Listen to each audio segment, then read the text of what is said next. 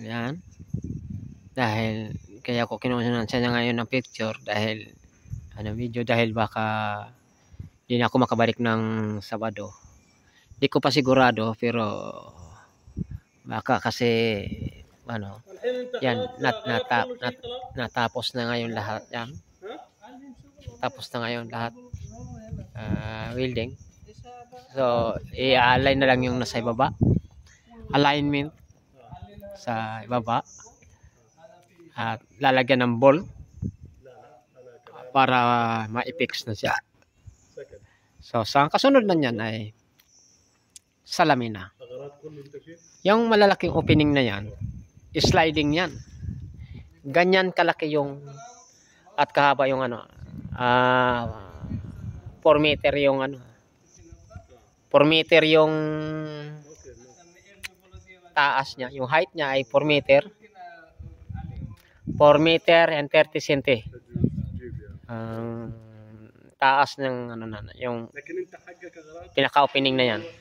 So, yung mga aluminum na nando sa ibaba, yan yung sliding. Ganyan siya.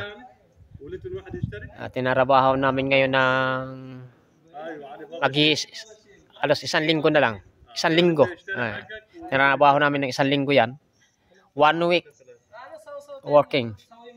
So maybe next week glass have coming.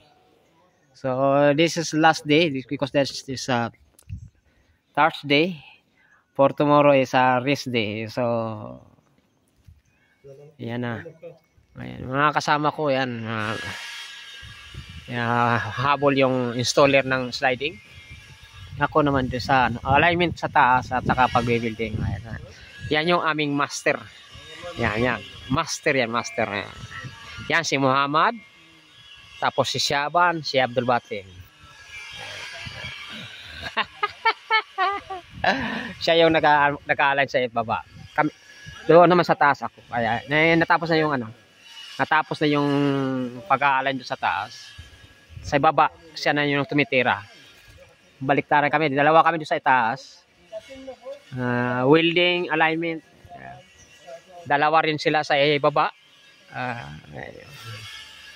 Kaya medyo umano na yung mata ko kasi tinamaan ng welding.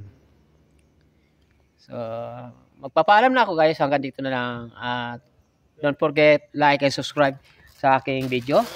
At alam niyo ba yung sa ibaba niya? Ayan.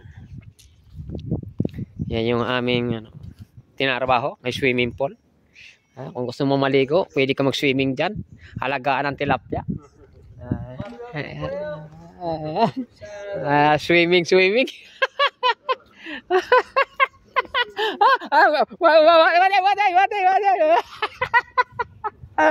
Kita mo malong kita lo. Pero sana. Yung aming mga libot, dalawa tatlo sila yan. Si Imran at saka si Najib.